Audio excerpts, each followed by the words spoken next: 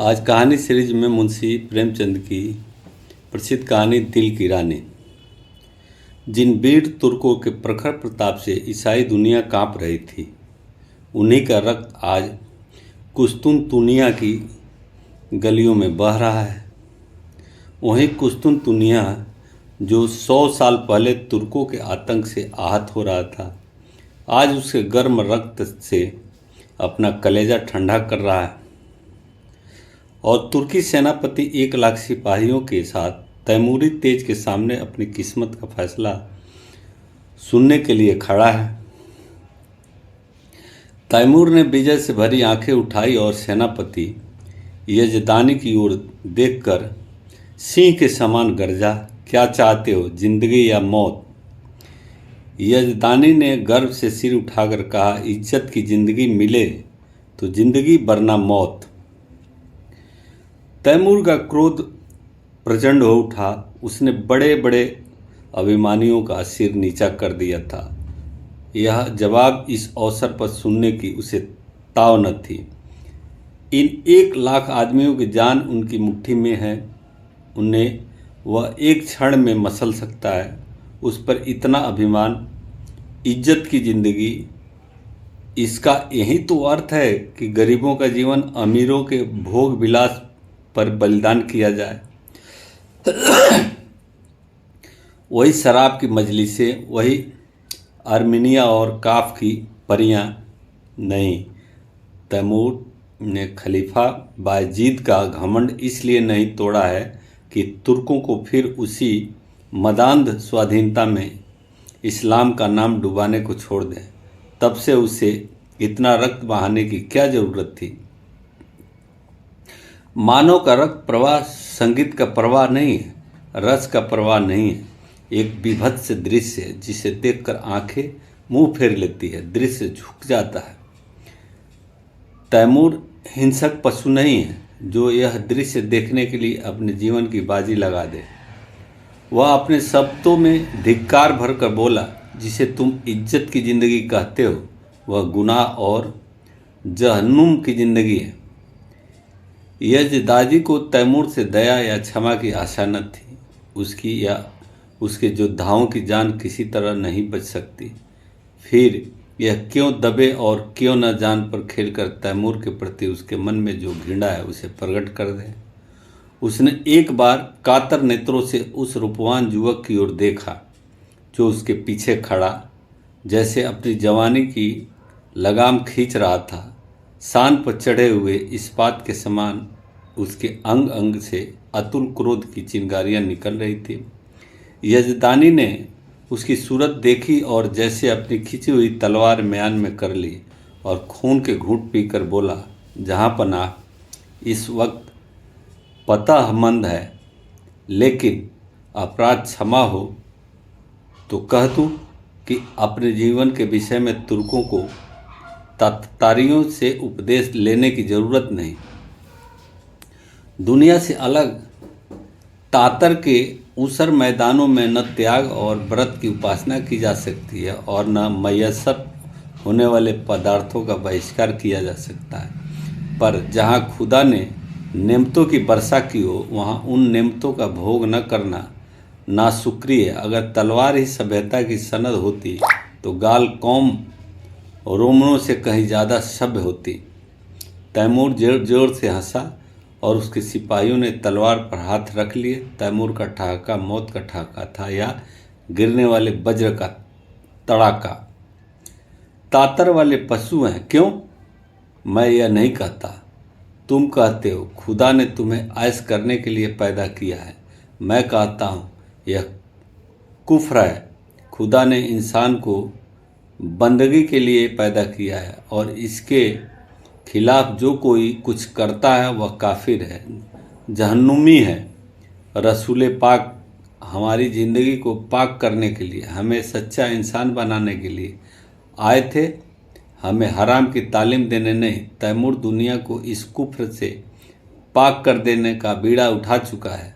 रसूल पाक के कदमों की कसम, मैं बेरहम नहीं हूँ, जालिम नहीं हूँ, खूंखार नहीं हूँ, लेकिन कुफ्र की सज़ा मेरे ईमान में मौत के सिवा कुछ नहीं है। उसने तातरी सिपह सलार की तरफ कातिल नजरों से देखा और तत्क्षण एक देव सा आदमी तलवार सौंध कर यजदानी के सिर पर आ पहुंचा।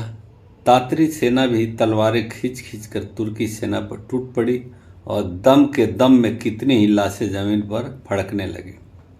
सहसा वही रूपवान युवक जो यजदानी के पीछे खड़ा था आगे बढ़कर तैमूर के सामने आया, जैसे मौत को अपनी दोनों बंधी हुई मुट्ठियों में मसलता हुआ बोला, आए अपने को मुसलमान कहने वाले बादशाह, क्या यही यह इस्लाम है जिसकी तबलीग का तूने बीड़ा उठाया? इस्लाम की यही तालीम है कि तू उन बहादुरों का इस बेदर्दी से खून बहाए जिन्होंने इसके सिवा कोई गुनाह नहीं किया कि अपने खलीफा और मुल्क की हिमायत की। चारों तरफ सन्नाटा छा गया। एक युवक जिसकी अभी मसे भी न भीगी थी, तैमूर जैसे तेजस्वी बादशाह का इसने खुले हुए शब्दों में तिरस्कार करे और उसकी जबान तालू से न खिंचवा ली जाए। सभी अचंभित हो गए थे और तैमूर सम्मोहित सा बैठा उस युवक की ओर ताक रहा था। युवक ने तातरी सिपाहियों की तरफ, जिनके चेहरे पर कुतूहल में प्रोत्साहन झलक रहा था, देखा और बोला, तू इस मुसलमानों को काफिर कहता है और समझता है कि तू इन्हें कत्ल करके खुदा और इस्लाम की खिदमत कर रहा है। मैं पूछता हूँ, अगर वह लोग जो खुदा के सिवा और किसी के सामने सिजदा नहीं करते तो रसूल पाक को अपना रहबर समझते हैं, मुसलमान नहीं हैं, तो कौन मुसलमान है? मैं कहता हूँ हम काफिर सही, लेकिन तेरे तो हैं। क्या इस्लाम जंजीरों में बंधे हुए कैदियों के कत्ल की इजाज़त देता है? खुदा ने अगर तुझे ताकत दी है, अख्तियार दिया है, तो क्या इसलिए कि तू खुदा के बंदे का खून बहाए? क्या गुनाहगारों को कत्ल करके तू उन्हें सीधे रास्ते पर ले जाएगा? तूने कितनी बेरहमी से 70,000 बहादुर तुर्कों को धोखा देकर सुरंग से उड़वा दिया और उनके मासूम बच्चों और निरपराध स्त्रियों को अनाथ कर दिया। तुझे कुछ अनुमान है? क्या यही कारनामे है जिस पर तू अपने मुसलमान होने का गर्व करता है? क्या इसी कत्ल, खून और बहते दरिया से तू दुनिया में अपना नाम रोशन करेगा? तूने तुर्कों के खून बहते दरिया में अपने घोड़ों के सुम नहीं भिगोए हैं, बल्कि इस्लाम को जड़ से खोद कर फेंक दिया है। यह वीर तुर्कों का ही आत्मोत्सर्ग है जिसने यूरोप में इस्लाम की तौहीद फैलाई। आज सोफिया के गिरजे में तुझे अल्लाह अकबर की सदा सुनाई दे रही है। सारा यूरोप इस्लाम का स्वागत करने को तैयार है। क्या यह कारनामे इसी लायक है कि उसका इनाम मिले? इस ख्याल को दिल से निकाल दे कि तू खुरेजी से इस्लाम की खिदमत कर रहा है। एक दिन तुझे भी परवरदिगार के सामने अपने कर्मों का जवाब देना पड़ेगा और तेरा कोई उज्र न सुना जाएगा, क्योंकि अगर तूने अब भी नेक और बद की तमीज़ बाकी है तो अपने दिल से पूछ, तूने यह जिहाद खुदा की राह में किया या अपनी हविस के लिए? मैं जानता हूँ तुझे जो जवाब मिलेगा वह तेरी गर्दन शर्म से झुका देगा। खलीफा भी सिर झुकाए ही था कि यजदादी ने कांपते हुए शब्दों में अर्ज की, जहाँ पनाह, यह गुलाम का लड़का है, इसके दिमाग में कुछ फितूर है। हुजूर इसकी गुस्ताखियों को माफ़ करें, मैं उसकी सज़ा झेलने को तैयार हूँ। तैमूर उस युवक के चेहरे की तरफ स्थिर नेत्रों से देख रहा था। आज जीवन में पहली बार उसे निर्भीक शब्दों को सुनने का अवसर मिला। उसके सामने बड़े बड़े सेनापतियों, मंत्रियों और बादशाहों की जबान न खुलती थी। वह जो कुछ कहता था वही कानून था। किसी को उसमें चूक करने की ताकत न थी। उसकी खुशामदों ने उसकी अहमन्यता को आसमान पर चढ़ा दिया था। उसे विश्वास हो गया था कि खुदा ने इस्लाम को जगाने और सुधारने के लिए ही उसे दुनिया में भेजा है। उसने पैगंबरी का दावा तो नहीं किया, पर उसके मन में यह भावना दृढ़ हो गई थी। इसलिए जब आज एक युवक ने प्राणों का मोह छोड़कर उसकी कीर्ति का पर्दा खोल दिया तो उसकी चेतना जैसे जाग उठी। उसके मन में क्रोध और हिंसा की जगह श्रद्धा का उदय हुआ। उसकी आंखों का एक इशारा इस युवक की जिंदगी का चिराग गुल कर सकता था। उसकी संसार विजयनी शक्ति के सामने यह दुधमुहा बालक मानो अपने नन्हे नन्हे हाथों से समुद्र के प्रवाह को रोकने के लिए खड़ा है। कितना हास्यपद साहस था, पर उसके साथ ही कितना आत्मविश्वास से भरा हुआ। तैमूर ऐसा जान पड़ा कि इस निहत्थे बालक के सामने वह कितना निर्बल है। मनुष्य में ऐसे साहस का एक ही स्रोत हो सकता है और वह सत्य पर अटल विश्वास है। उसकी आत्मा दौड़कर उस युवक के दामन में चिमट जाने के लिए अधीर हो गई। वह दार्शनिक न था जो सत्य में शंका करता, वह सरल सैनिक था जो असत्य को भी विश्वास के साथ सत्य बना देता है। यजदानी ने उसी स्वर में कहा, जहाँ पनाह इसकी बदजबानी का ख्याल न फरमाए। तैमूर ने सुंदर तख्त से उठकर यजदानी को गले लगा लिया और बोला, काश ऐसी गुस्ताखी और बदतमीजियों के सुनने का पहले इत्तफाक होता तो आज इतने बेगुनाहों का खून मेरी गर्दन पर न होता।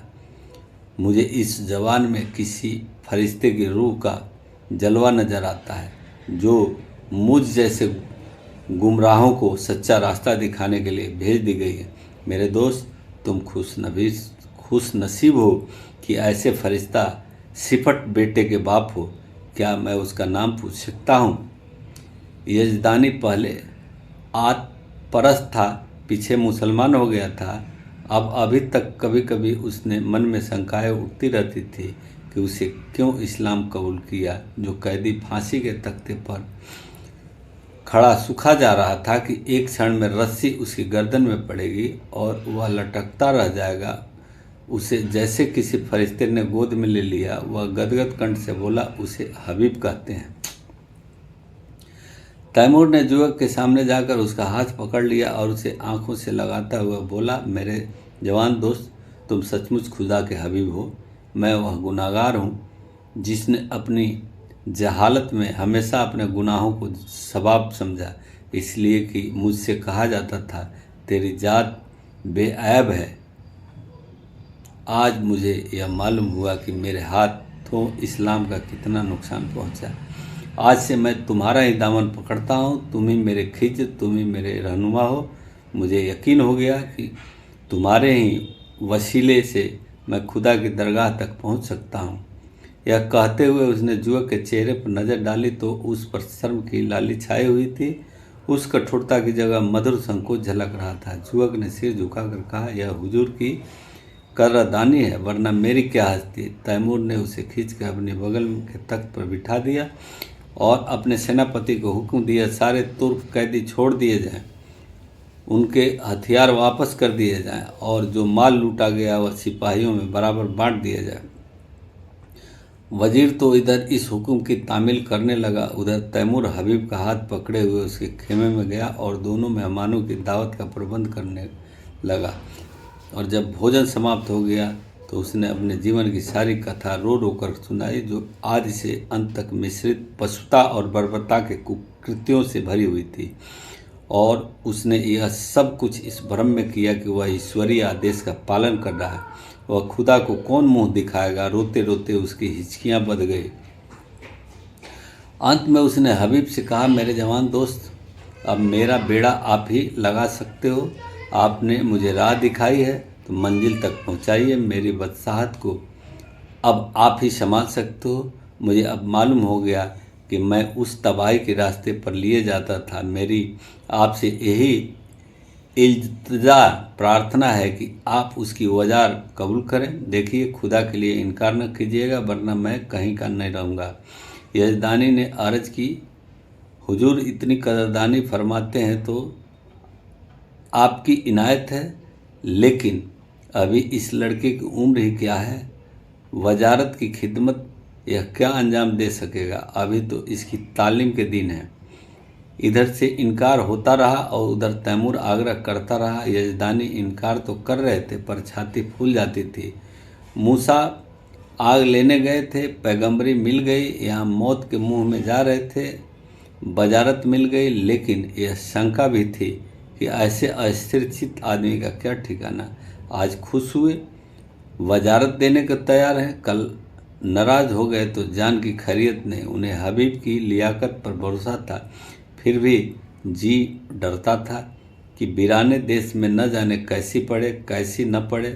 दरबार वालों में षड्यंत्र होते ही रहते हैं। हबीब नेक है, समझदार है, अवसर पहचानता है, लेकिन वह तजुर्बा कहाँ से लाएगा जो उम्र से ही आता है।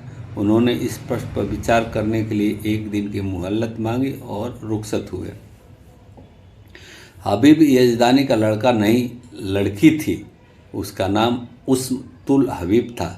जिस वक्त यजदानी और उसकी पत्नी मुसलमान हुए तो लड़की की उम्र कुल 12 साल की थी, पर प्रकृति ने उसे बुद्धि और प्रतिभा के साथ विचार स्वातंत्र्य भी प्रदान किया था। वह जब तक सत्य असत्य की परीक्षा न कर लेती, कोई बात स्वीकार न करती। माँ बाप के धर्म परिवर्तन से उसे अशांति तो हुई, पर जब तक इस्लाम का अच्छी तरह से अध्ययन न कर ले, वह केवल माँ बाप को ही खुश करने के लिए इस्लाम की दीक्षा नहीं ले सकती थी।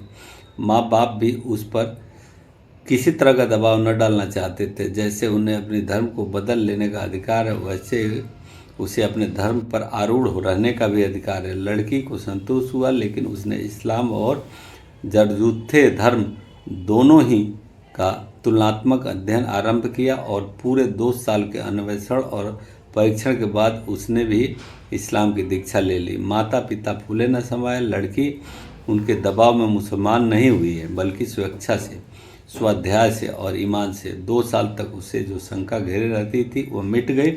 यजदानी के कोई पुत्र न था, और उस युग में जबकि आदमी की तलवार ही सबसे बड़ी अदालत थी, पुत्र का न रहना संसार का सबसे बड़ा दुर्भाग्य था। यजदानी बेटे का अरमान बेटी से पूरा करने लगा। लड़कों की ही बात उसकी शिक्षा दीक्षा होने लगी। यह बालकों से कपड़े पहनती, घोड़े पर सवार होती, शस्त्र विद्या सीखती और अपने बाप के साथ अक्सर खलीफा वाजदीद के महलों में जाती और राजकुमारी के साथ शिकार खेलने जाती। इसके साथ ही वह दर्शन, काव्य, विज्ञान और अध्यात्म का भी अध्ययन करती। यहाँ तक कि 16वें वर्ष में वह फौजी विद्यालय में दाखिल हो गई और 2 साल के अंदर वहाँ की सबसे ऊंची परीक्षा पास करके फौज में नौकर हो गई। शस्त्र विद्या और सेना संचालन कला में इतनी निपुण थी और खलीफा वाजिद उसके चरित्र से इतना प्रसन्न था कि पहले ही पहल उसे 1000 मनसब मिल गया। ऐसी युवती के चाहने वालों की क्या कमी। उसके साथ से कितने ही अफसर, राज परिवार के कितने युवक उस पर प्राण देते थे, पर कोई उसकी नज़रों में न जलता था। नित्य ही निगाह के पैगाम आते थे, पर वह हमेशा इनकार कर देती। वैवाहिक जीवन से ही उसे अरुचि थी कि युवतियाँ कितने अरमानों से ब्याह कर लाई जाती है और फिर कितने निरादर से महलों में बंद कर दी जाती है। उसका भाग्य पुरुषों की दया के अधीन है। अक्सर ऊंचे घरानों की महिलाओं से उसको मिलने जुलने का अवसर मिलता था। उसके मुख से उसकी करुण कथा सुनकर वह वैवाहिक पराधीनता से और भी घृणा करने लगी थी, और यजदानी उसकी स्वाधीनता में बिल्कुल बाधा न देता था। लड़की स्वाधीन है, उसकी इच्छा हो विवाह करे या कुंवारी रहे, वह अपनी आप मुख्तार है। उसके पास पैगाम आते तो वह साफ जवाब दे देती, मैं इस बारे में कुछ नहीं जानता, इसका फैसला वही करेगी। यद्यपि एक युवती का पुरुष वेश में रहना, युवकों से मिलना जुलना समाज में आलोचना का विषय था, पर यजदानी और उसकी स्त्री दोनों को ही उसके सतीत्व पर विश्वास था। हबीब के व्यवहार और आचार में उन्हें कोई ऐसी बात नजर न आती थी जिससे उन्हें किसी तरह की शंका होती। यौवन की आंधी और लालसाओं के तूफान में वह 24 वर्षों की वीरबाला अपने हृदय की संपत्ति लिए अटल और अजेय खड़ी थी, मानो सभी युवक उसके सगे भाई हैं। कुस्तुनिया में कितनी खुशियां मनाई गई, हबीब का कितना सम्मान और स्वागत हुआ, उसे कितनी बधाइयां मिली, वह सब लिखने की बात नहीं। शहर तबाह हुआ जाता था। संभव था आज उसके महलों और बाजारों से आग की लपटें निकलती होती।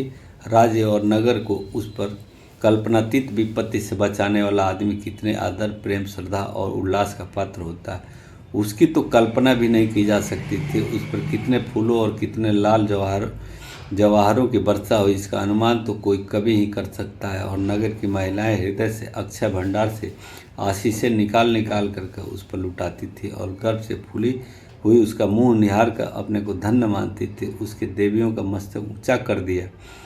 रात को तैमूर के प्रस्ताव पर विचार होने लगा। सामने गद्देदार कुर्सी का यजदानी था। 100 में विशाल और तेजस्वी उसकी दाहिनी तरफ उसकी पत्नी थी, ईरानी लिबास में, आँखों में दया और विश्वास की ज्योति भरे हुए। बाईं तरफ उम्मुत्तुल हबीब थी, जो उस समय रमणी वेश में मोहिनी बनी हुई थी, ब्रह्मचर्य के तेज से दीप्त थी। यजदानी ने प्रस्ताव का विरोध करते हुए कहा, मैं अपनी तरफ से कुछ नहीं कहना चाहता, लेकिन यदि मुझे सलाह देने का अधिकार है तो मैं स्पष्ट कहता हूँ कि तुम्हें इस प्रस्ताव को कभी स्वीकार न करना चाहिए। तैमूर से यह बात बहुत दिन तक छिपी नहीं रह सकती कि तुम क्या हो, उस वक्त क्या परिस्थिति होगी, मैं नहीं कह सकता। और यहाँ यह विषय में जो कुछ टीकाएँ होगी वह तुम मुझसे ज़्यादा जानती हो। यहाँ से मौजूद था और कुत्सा को मुंह न खोलने देता था, पर वहाँ तुम अकेली रहोगी और कुत्सा को मनमाने आरोप करने का अवसर मिलता रहेगा। उसकी पत्नी स्वेच्छा को इतना महत्व न देना चाहती थी, बोली, मैंने सुना है तैमूर निगाहों का अच्छा आदमी नहीं है, मैं किसी तरह तुझे न जाने दूंगी। कोई बात हो जाए तो सारी दुनिया हंसे, यूँ ही हंसने वाले कम हैं। इस तरह स्त्री पुरुष बड़ी देर तक ऊंच नीच सुझाते हैं और तरह तरह की शंकाएं करते हैं, लेकिन हबीब मौन साधे बैठी हुई थी। यजदानी ने समझा हबीब भी उसे सहमत है। इनकार की सूचना देने के लिए था कि हबीब ने पूछा, आप तैमूर से क्या कहेंगे? यही जो यहाँ तय हुआ है। मैंने तो अभी कुछ नहीं कहा, मैंने तो समझा तुम भी हमसे सहमत हो। जी नहीं, आप उनसे जाकर कह दें मैं स्वीकार करती हूँ। माता ने छाती पर हाथ रखकर कहा, यह क्या जवाब करती है बेटी, सोचा तो दुनिया क्या कहेगी। यजदानी भी सिर थाम कर बैठ गए, मानो हृदय में गोली लग गई हो। मुंह से एक शब्द भी न निकला। हबीब त्योरियों पर बल डालकर बोली, अम्मी जान, मैं आपके हुक्म से जौ भर भी मुंह नहीं फेरना चाहती। आपको पूरा अख्तियार है, मुझे जाने दें या न दें, लेकिन मुल्क की खिदमत का ऐसा मौका शायद मुझे ज़िंदगी में फिर कभी न मिले। इस मौके को हाथ से खो देने का अफसोस मुझे उम्र भर रहेगा। मुझे यकीन है कि अमीर तैमूर को मैं अपनी दियानत, बेगर्जी और सच्ची वफादारी से इंसान बना सकती हूँ, और शायद उसके हाथों खुदा के बंदों का खून इतनी कसरत से न बहे। वह दिलेर है मगर बेरहम नहीं। कोई दिलेर आदमी बेरहम नहीं हो सकता।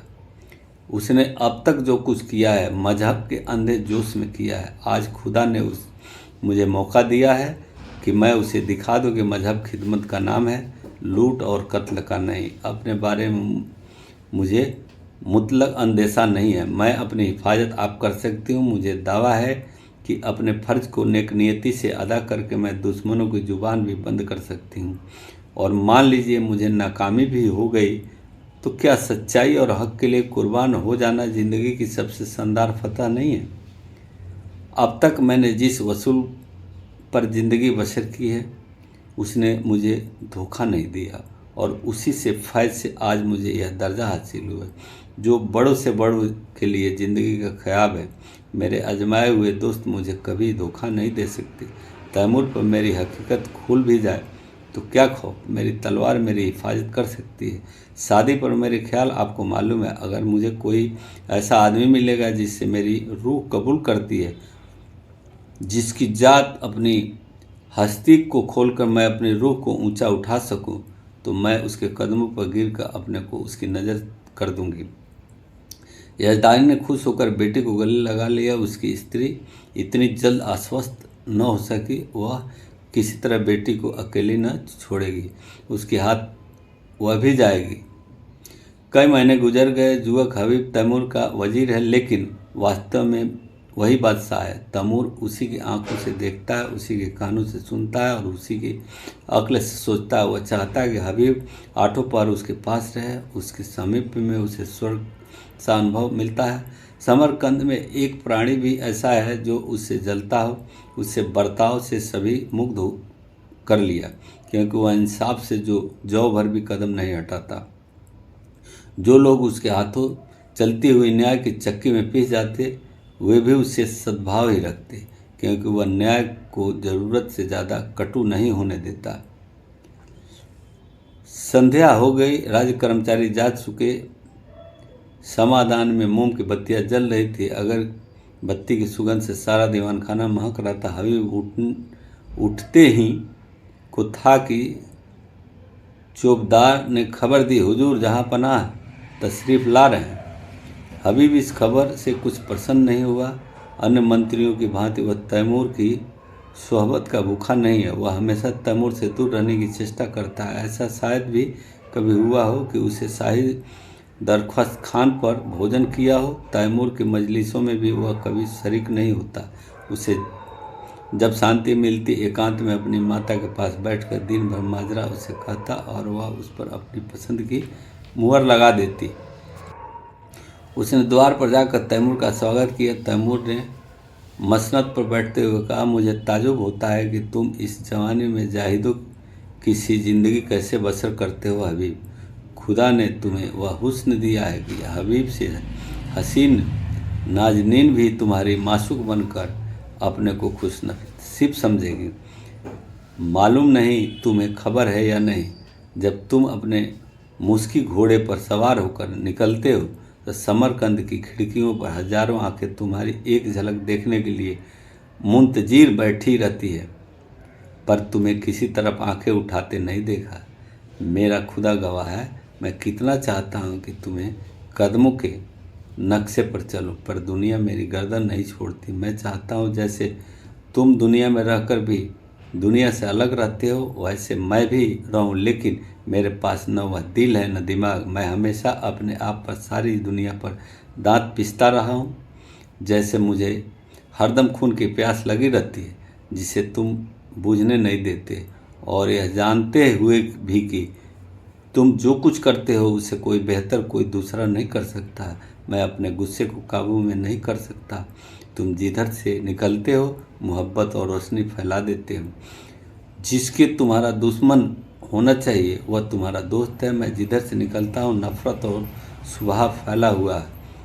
जिसे मेरा दोस्त होना चाहिए वह मेरा दुश्मन है। दुनिया में बस एक ही जगह है जहाँ मुझे आफियत मिलती है। अगर तुम मुझे समझते हो, यह ताज और तख्त मेरे रास्ते के रोड़े हैं, तो खुदा की कसम मैं आज इन पर लात मार दूं। मैं आज तुम्हारे पास यही दरख्वास्त लेकर आया हूँ कि तुम मुझे वह रास्ता दिखाओ जिससे मैं सच्ची खुशी पा सकूं। मैं चाहता हूँ तुम इसी महल में रहो ताकि मैं तुमसे सच्ची ज़िंदगी का सबक सीख सकूं। हबीब का हृदय थक से हो उठा। कहीं आमिर पर नारित्व का रहस्य खोल तो नहीं गया। उसकी समझ में न आया कि उसे क्या जवाब दे। उसका कोमल हृदय तैमूर की इस करुणा पर आत्मग्लानि पर द्रवित हो गया जिसके नाम से दुनिया कांपती है। वह उसके सामने एक दयनीय प्राणी बना हुआ उसे प्रकाश की भिक्षा मांग रहा है। तैमूर की उस कठोर विकृत शुष्क हिंसात्मक मुद्रा में उसे एक स्निग्ध मधुर ज्योति दिखाई दी, मानो उसका जागृत विवेक भीतर से झांक रहा। उसे अपना स्थिर जीवन जिसके ऊपर उठने की स्मृति न रही थी वह विफल उद्योग के सामने तुच्छ जान पड़ा। उसने मुग्ध कंठ से कहा, हुजूर इस गुलाम की इतनी कद्र करते हैं, यह मेरी खुशनसीबी भी है, लेकिन मेरा शाही महल में रहना मुनासिब नहीं। तैमूर ने पूछा, क्यों? इसलिए कि जहाँ दौलत ज़्यादा होती है वहाँ डाके पड़ते हैं, और जहाँ कद्र ज़्यादा होती है वहाँ दुश्मन भी ज़्यादा होते हैं। तुम्हारा भी कोई दुश्मन हो सकता है, मैं खुद अपना दुश्मन हो जाऊँगा। आदमी का सबसे बड़ा दुश्मन गरूर है। तैमूर को जैसे कोई रत्न मिल गया हो। उसे अपनी मन तुष्टि का आभास हुआ। आदमी का सबसे बड़ा दुश्मन गुरूर है। इस वाक्य को मन ही मन दोहरा कर उसने कहा, तुम मेरे काबू में कभी ना आओगे हबीब। तुम वह परिंदा हो जो आसमान में भी उड़ सकता है। उसे सोने के पिंजरे में भी रखना चाहो तो फड़फड़ाता रहेगा। खैर खुदा हाफिज। वह तुरंत अपने महल की ओर चला, मानो उस रत्न को सुरक्षित स्थान में रख देना चाहता हो। यह वाक्य पहली बार उसने न सुना था। वह आज इससे जो ज्ञान, जो आदेश, जो संप्रेरणा उसे मिली वह अभी तक न मिली थी। इस्तखर के इलाके से बगावत की खबर आई। हबीब को शंका कि तैमूर वहां पहुंचकर कहीं कत्लेआम न कर दे। वह शांतिमय उपायों से इस विद्रोह को ठंडा करके तैमूर को दिखाना चाहता है कि सद्भावना में कितनी शक्ति है। तैमूर उसे इस मुहिम पर नहीं भेजना चाहता था, लेकिन हबीब के आग्रह सामने बेबस है। हबीब को जब और कोई युक्ति न सूझी तो उसने वहां गुलाम कर रहते हुए, हुजूर अपनी जान खतरे में डाले, यह नहीं हो सकता। तैमूर मुस्कुराया, मेरी जान की तुम्हें जान के मुकाबले कोई हकीकत नहीं है हबीब। फिर मैंने तो कभी जान की परवाह न की। मैंने दुनिया के कत्ल और लूट के सिवा और क्या यादगार छोड़ी। मेरे मर जाने पर दुनिया मेरे नाम को रोएगी नहीं। यकीन मानो, मेरे जैसे लुटेरे हमेशा पैदा होते रहेंगे, लेकिन खुदा न करे तुम्हारे दुश्मनों को कुछ हो गया तो वह सल्तनत खाक में मिल जाएगी, और तब मुझे भी सोने में खंजर चुभा देने के सिवा और कोई रास्ता न रहेगा। मैं नहीं कह सकता हबीब तुमसे मैंने कितना पाया। काश 10-5 साल पहले तुम मिल जाते तो तैमूर तारिक में इतना रुसियात न होता। आज अगर ज़रूरत पड़े तो मैं अपने जैसे 100 तैमूर को तुम्हारे ऊपर निसार कर दूं। यही समझ लो कि मेरी रूह को अपने साथ लिए जा रहे हो। आज मैं तुमसे कहता हूँ हबीब कि मुझे तुमसे इश्क है, इसे मैं अब हर जान गया हूँ, मगर इससे क्या बुराई है कि मैं भी तुम्हारे साथ चलूँ। हबीब ने धड़कते हुए हृदय से कहा, अगर मैं आपकी ज़रूरत समझूंगा तो इतला दूंगा। तैमूर ने दाढ़ी पर हाथ रखकर कहा, जैसी तुम्हारी मर्जी, लेकिन रोज़ाना काशिद भेजते रहना, वरना शायद मैं बेचैन होकर चला जाऊँ। तैमूर ने इतनी मोहब्बत से हबीब के सफ़र की तैयारी की। तरह तरह के आराम और तकल्लुफ़ की चीज़ें उसके साथ जमा किए। वो कोहिस्तान में यह चीज़ें कहाँ मिलेगी। वह ऐसा संलग्न था मानो माता अपनी लड़की को ससुराल भेज रही हो। जिस वक्त हबीब फौज के साथ चला तो सारा समरकंद उसके साथ था, और तैमूर आंखों पर रुमाल रखे अपने तख्त पर ऐसा सिर झुकाए बैठा था मानो कोई पक्षी आहत हो गया। इस्खर अरमानी ईसाइयों का इलाका था। मुसलमानों ने उन्हें परस्त करके वहां अपना अधिकार जमा लिया था और ऐसे नियम बना दिए थे जिससे ईसाइयों को पग पग पर अपनी पराधीनता का स्मरण होता था। पहला नियम जजिए का था, जो हर एक ईसाई को देना पड़ता था, जिससे मुसलमान मुक्त थे। दूसरा नियम यह था कि गिरजों में घंटा न बजे। तीसरा नियम मदिरा का था, जिसे मुसलमान हराम समझते थे। ईसाइयों ने इन नियमों का क्रियात्मक विरोध किया, और जब मुसलमान अधिकारियों ने शस्त्र बल से काम लेना चाहा तो ईसाइयों ने बगावत कर दी। मुसलमान सूबेदार को कैद कर लिया और किले पर सबीली झंडा उड़ने लगे। हबीब को यहाँ आज दूसरा दिन है, पर इस समस्या को कैसे हल करें। उसके उदार हृदय कहता था कि ईसाइयों पर इस बंधन का कोई अर्थ नहीं। हर एक धर्म का समान रूप से आदर होना चाहिए, लेकिन मुसलमान इन कैदों को हटा देने पर कभी राजी न होंगे, और यह लोग मान भी जाएं तो तैमूर क्यों मानेगा। उसके धार्मिक विचारों में कुछ उदारता आई है, फिर भी वह इन कैदों को उठाना कभी मंजूर न करेगा, क्योंकि वह ईसाई को सजा दे कि वे अपने धार्मिक स्वाधीनता के लिए लड़ रहे हैं। जिसे वह सत्य समझता है उसकी हत्या कैसे करे। नहीं, उसे सत्य का पालन करना होगा, चाहे इसका नतीजा कुछ भी हो। अमीर समझेंगे मैं ज़रूरत से ज़्यादा बढ़ा जा रहा हूँ, कोई मुजायका नहीं। दूसरे दिन हबीब ने प्रातःकाल डंके की चोट से ऐलान कराया, जजिया माफ़ किया गया, शराब और घंटों पर कोई कैद नहीं। मुसलमान में तहलका पड़ गया, वह कुफ्र है, हराम परस्ती है। अमीर तैमूर ने जिस इस्लाम को अपने खून से सींचा, उसकी जड़ उन्हीं के वजीर हबीब पाशा के हाथों खुद रही है। पाशा पलट गया, शाही फौज मुसलमानों से जा मिली। हबीब ने इफ्तिकार के किले में पनाह ली, और मुसलमानों की ताकत शाही फौज से मिल जाने से बहुत बढ़ गई। उन्होंने किला घेर लिया, और यह समझकर कि हबीब ने तैमूर से बगावत की है, तैमूर के पास इसकी सूचना देने और परिस्थिति समझने के लिए काशिद भेजा। आधी रात गुजर चुकी थी। तैमूर को 2 दिनों से इफ्तिखार की कोई खबर न मिली थी। तरह तरह की शंकाएं हो रही थी। मन में पछतावा हो रहा था कि उसने क्यों हबीब को अकेले जाने दिया। माना कि वह बड़ा नीति कुशल है, पर बगावत कहीं जोर पकड़ गई तो मुट्ठी भर आदमियों से वह क्या कर सकेगा। और बगावत यकीनन जोर पकड़ेगी। वहाँ के ईसाई बला के सर्कस हैं। सब उन्हें मालूम हुआ कि तैमूर की तलवार में जंग लग गया, और उसे अब महलों की ज़िंदगी पसंद है, तो उसकी हिम्मत दुनी हो जाएगी। हबीब कहीं दुश्मनों से घिर गया तो बड़ा गजब हो जाएगा।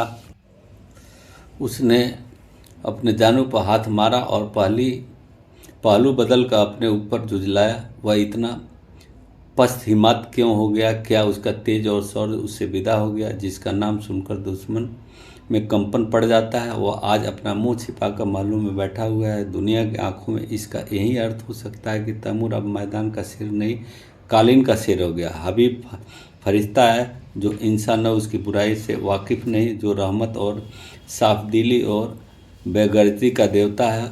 वह क्या जाने इंसान कितना शैतान हो सकता है। अमन के दिनों में तो ये बातें कौम और मुल्क को तरक्की के रास्ते पर ले जाती है, पर जंग में जबकि शैतानी जोश का तूफान उठता है, इन खूबियों की गुंजाइश नहीं। उस वक्त तो उसी की जीत होती है जो इंसानी खून का रंग खेले, खेतों खलिहानों को जलाए, जंगलों को बसाए और बस्तियों को वीरान करे। अमन का कानून जंग के कानून से जुदा है। सहसा चौबदार ने इस्तखर से एक काशिद के आने की खबर दी। काशिद ने जमीन चूमी और एक किनारे अदब से खड़ा हो गया। तैमूर का रौब ये छा गया कि जो कुछ कहने आया था वह भूल गया।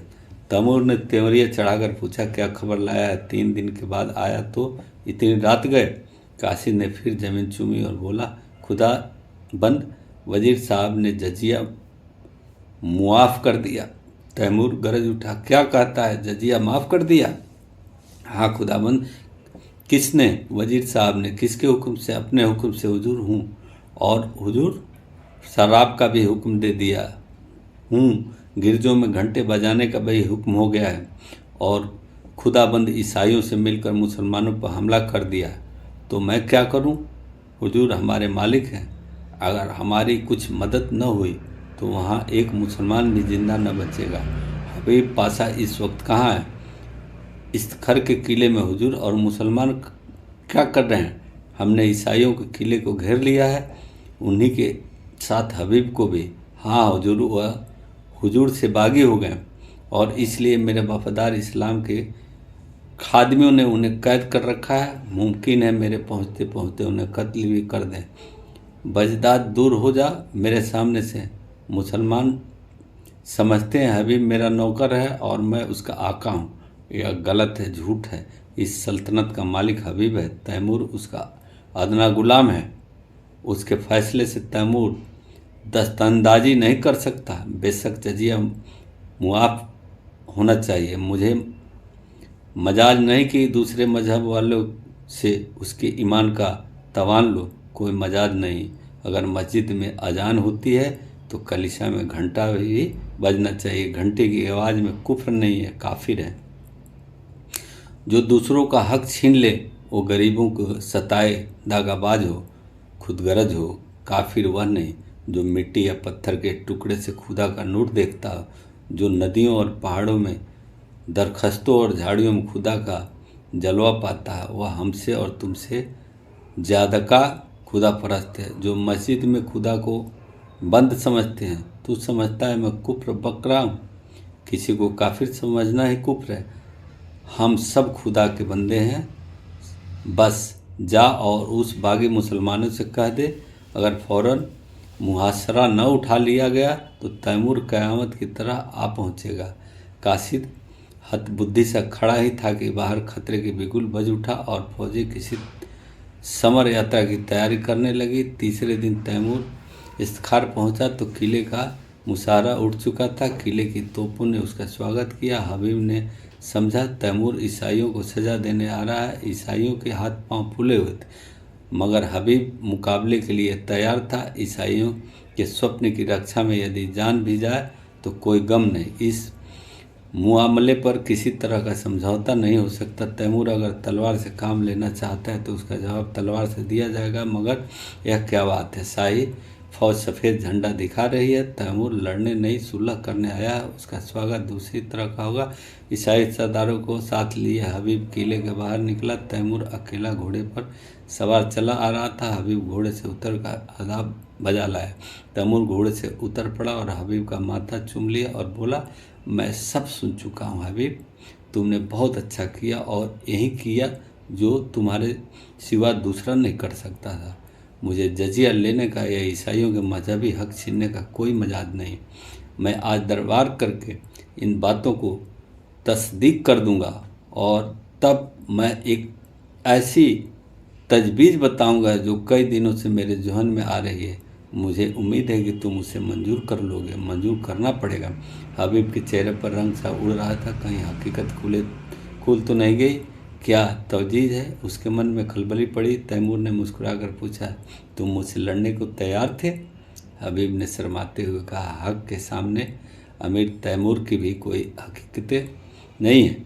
बेशक तुम में फरिश्तों का दिल है तो शेरों की हिम्मत भी है, लेकिन अफसोस यही है कि तुमने यह गुमान ही क्यों किया कि तैमूर तुम्हारे फैसलों को मनसूख कर सकता है। यह तुम्हारी जात है। तुमसे मुझे बतलाया कि सल्तनत किसी आदमी की जायदाद नहीं बल्कि एक ऐसा दख्त है जिसकी हर एक शाख और पत्ती एक की खुराक पाती है। दोनों किले में दाखिल हुए। सूरज डूब चुका था। आन की आन में दरबार लग गया और उसे तैमूर ने ईसाइयों के धार्मिक अधिकारों को स्वीकार किया। चारों तरफ से आवाज़ आई, खुदा हमारे शहंशाह की उम्र दराज करे। तैमूर ने उसी सिलसिले में कहा, दोस्तों, मैं इस दुआ का हकदार नहीं हूँ। जो चीज़ मैंने आपसे जबरन ली थी उसे आपको वापस देकर मैं दुआ का काम नहीं कर रहा हूँ। इससे कहीं ज़्यादा मुनासिब यह है कि आप मुझे लानत दें कि मैं इतने दिनों तक आपके हक़ों से आपको महरूम रखा। चारों तरफ से आवाज़ आई, महरबा महरबा। दोस्तों, उन हक़ों के साथ साथ मैं आपकी सल्तनत भी आपको वापस करता हूँ, क्योंकि खुदा की निगाह में सभी इंसान बराबर हैं और किसी कौम या सख्त को दूसरी कौम पर हुकूमत करने का अख्तियार नहीं है। आज से आप अपने बादशाह हैं। मुझे उम्मीद है कि आप भी मुस्लिम आबादी को उसके जायज़ हक़ों से महरूम न करेंगे, मगर कभी ऐसा मौका आए कि कोई जाबिर कौम आपकी आज़ादी छीनने की कोशिश करे तो तैमूर आपकी मदद करने को हमेशा तैयार रहेगा। किले में जश्न खत्म हो चुका था। उमरा और हुक्काम रुखसत हो चुके। दीवाने खास में सिर्फ तैमूर और हबीब रह गए। हबीब के मुख पर आज स्मित हाय की वह छटा है जो सदैव गंभीरता के नीचे दबी रहती थी। आज उसने कपोलों पर जो लाली, आँखों में जो नशा और अंगों में जो चंचलता है वह और कभी नजर न आई। वह कई बार तैमूर से शोखियाँ कर चुका है, कई बार हंसी कर चुका है। उसकी ज्योति चेतना पद और अधिकार को भूलकर चहकती फिरती है। सहसा तैमूर ने कहा, हबीब, मैंने आज तक तुम्हारी हर एक बात मानी है। अब मैं तुमसे यह तजवीज़ करता हूँ जिसका मैंने जिक्र किया था, उसे तुम्हें कबूल करना पड़ेगा। हबीब ने धड़कते हुए हृदय से सिर झुकाकर कहा, फरमाइए। पहले वादा करो कि तुम कबूल करोगे। मैं तो आपका गुलाम हूँ। नहीं, तुम मेरे मालिक हो, मेरी ज़िंदगी की रोशनी हो। तुमसे मैंने जितना फैज़ पाया उसका अंदाज़ा नहीं कर सकता। मैंने अब तक सल्तनत को अपनी ज़िंदगी की सबसे प्यारी चीज़ समझता था। इसके लिए मैंने यह सब कुछ किया जो मुझे करना चाहिए था। अपने के खून से भी इन हाथों को दागदार किया, गैरों के खून से भी। मेरा काम अब ख़त्म हो चुका है। मैंने बुनियाद जमा दी है। इस पर महल बनाना तुम्हारा काम है। मेरे ही इल्तिजा है कि आज से तुम इस बादशाहत के अमीर हो जाओ, मेरी ज़िंदगी में भी और मरने के बाद भी। हबीब ने आकाश के उड़ते हुए कहा, इतना बड़ा बोझ मेरे कंधे पर इतने मजबूत है नहीं है। तैमूर ने दिन आगरा स्वर में कहा, नहीं मेरे प्यारे दोस्त, मेरी यह इल्तिजा माननी पड़ेगी। हबीब के आंखों में हंसी थी, अंधेरों पर संकोच। उसने आहिस्ता से कहा, मंजूर है। तैमूर ने प्रफुल्लित स्वर में कहा, खुदा तुम्हें सलामत रखे, लेकिन अगर आपको मालूम हो जाए कि हबीब एक कच्ची अक्ल की कुंवारी बालिका है तो वह मेरी बादशाहत के साथ मेरे दिल की वीरानी हो जाएगी। आपको बिल्कुल ताजुब नहीं हुआ? मैं जानता था कब से, जब तुमने पहली बार अपनी जालिम आँखों से मुझे देखा, मगर आपने छिपाया खूब। तुम्ही ने सिखाया। शायद मेरे सिवा यहाँ किसी को यह बात मालूम नहीं। आपने कैसे पहचान लिया? तैमूर ने मतवाली आंखों से देखकर कहा, यह न बताऊंगा। यही हबीब तैमूर की बेगम हमीदा के नाम से मशहूर है। अगर यह कहानी अच्छी लगे तो लाइक कीजिए, सब्सक्राइब कीजिए, शेयर